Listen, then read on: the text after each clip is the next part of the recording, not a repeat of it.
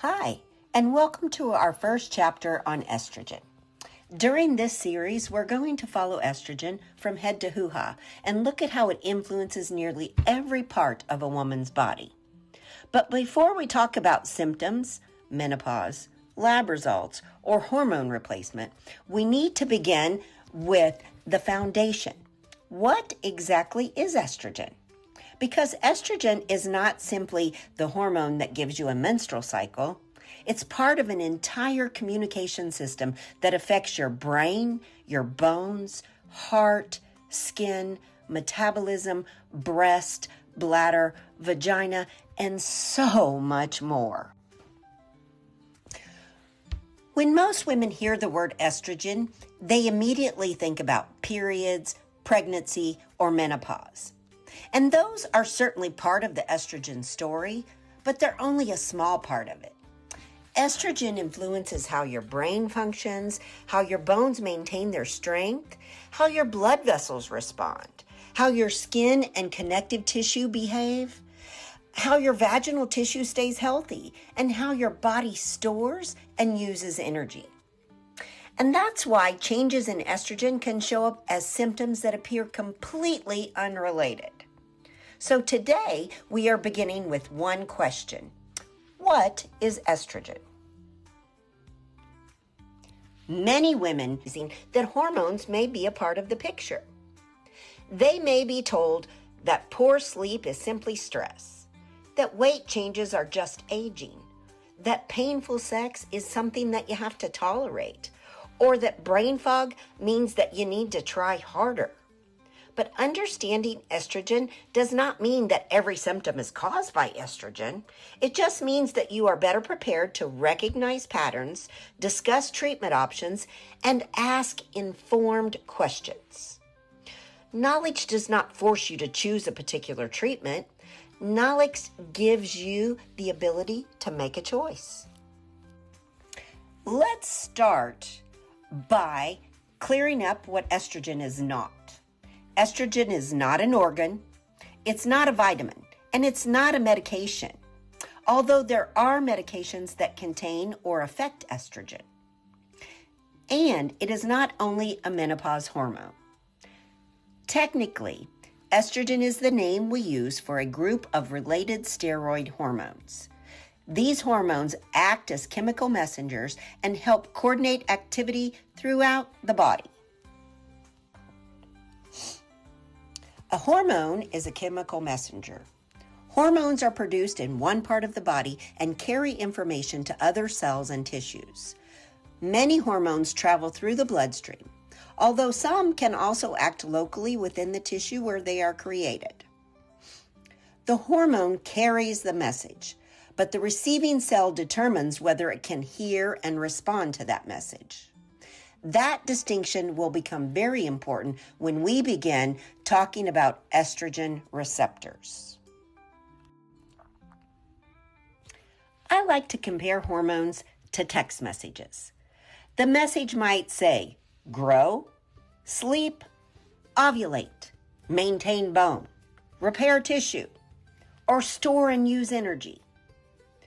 But the hormone does not climb inside the cell and perform the work itself. It delivers information. The cell receives that information and then decides what action to take based on the receptors, enzymes, genes, and other signals present inside that tissue. That's one of the reasons the same hormone can create different effects in different parts of the body. Estrogen is one of the body's most influential chemical messengers. It communicates with tissues and helps regulate growth, development, maintenance, repair, metabolism, and reproductive function. Estrogen's message is not identical everywhere. A bone cell does not respond to estrogen in exactly the same way that breast cells, brain cells, or vaginal cells respond. The response depends on the type of cell receiving the message and the receptors and signaling machinery available inside that cell.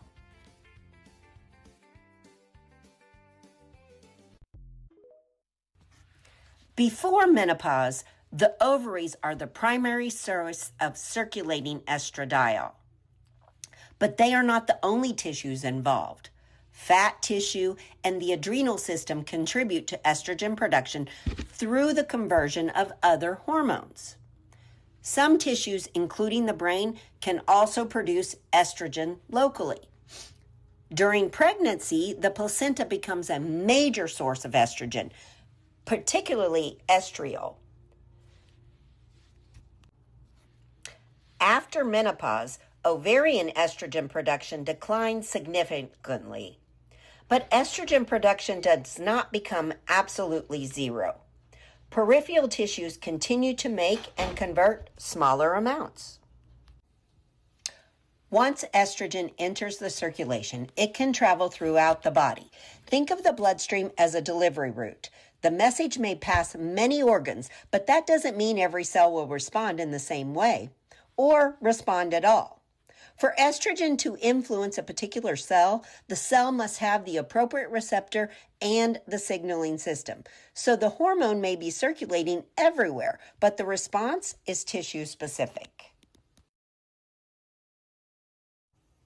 This brings us to the lock and key analogy. Estrogen is the key, and the estrogen receptor is the lock. When estrogen binds to an appropriate receptor, it can begin a series of signals inside the cell. Some of those signals affect gene transcription in the nucleus. Others can begin more rapid signaling at or near the cell membrane. This lock and key picture is simplified, but it helps us understand the basic principle. That is, without the right receptor, the message cannot be received in the same way. No receptor means no typical estrogen message, and therefore no typical estrogen response. However, the body is more complicated than simply having a receptor or not having one. Different tissues contain different amounts and types of estrogen receptors. The two major nuclear estrogen receptors are called estrogen receptor alpha and estrogen receptor beta, ER alpha and ER beta. Their distribution varies throughout the body, which helps explain why estrogen can have different effects in different tissues. We're going to spend an entire chapter exploring this because receptors are central to understanding estrogen. Estrogen receptors are found far beyond the ovaries and the uterus. They are present in tissues involving the brain, bones, breast, blood vessels, liver, kidneys, lungs, bladder, the pelvic floor, the vagina, of course, skin, muscles, pancreas, and other body systems. The amount and type of receptor are not identical in every tissue. Receptor distribution, local hormone production, genetics, and other cellular signals all influence how the tissue responds. This slide is really the roadmap for the rest of our estrogen series.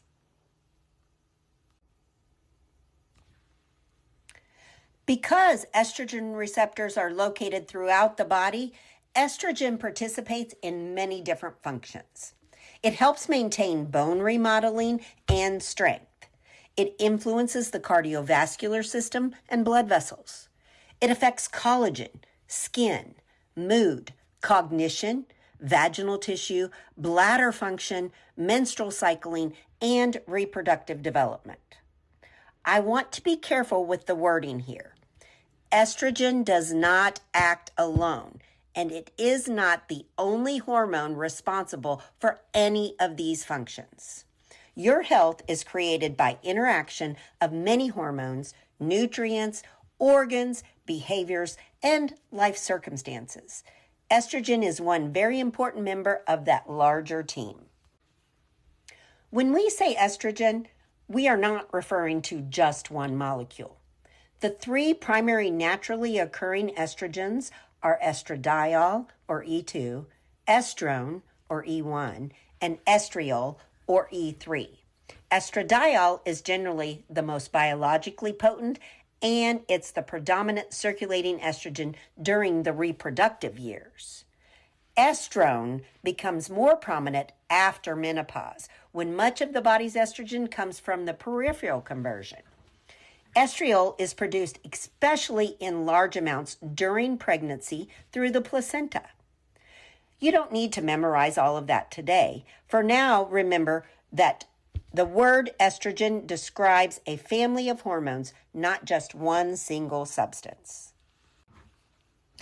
Estrogen is part of a woman's physiology throughout her life, but its pattern changes dramatically. During childhood, estrogen levels are relatively low. During puberty, ovarian estrogen production increases and contributes to breast development, reproductive maturation, and changes in body composition. During the reproductive years, estrogen rises and falls throughout each menstrual cycle. Pregnancy brings an entirely different hormonal environment with very high estrogen production from the placenta. During perimenopause, estrogen can fluctuate unpredictably. Menopause marks the end of menstrual cycling, and after menopause, circulating estradiol generally remains much lower than it was during the reproductive years. This is not a straight line story. Estrogen changes across every stage of life. Estrogen changes across decades, but it also changes from one cycle to the next, even from one day to another. Pregnancy, breastfeeding, stress, nutrition, certain medications, ovarian function, and the menopause transition can all influence the hormone environment. This is why symptoms can change over time. A woman may feel very different at age 35, 45, and 55, even though she is still the same person. It is also why one laboratory value cannot always tell the entire story. We have to consider symptoms, cycling timing, health history, life stage, medications, and the whole clinical picture.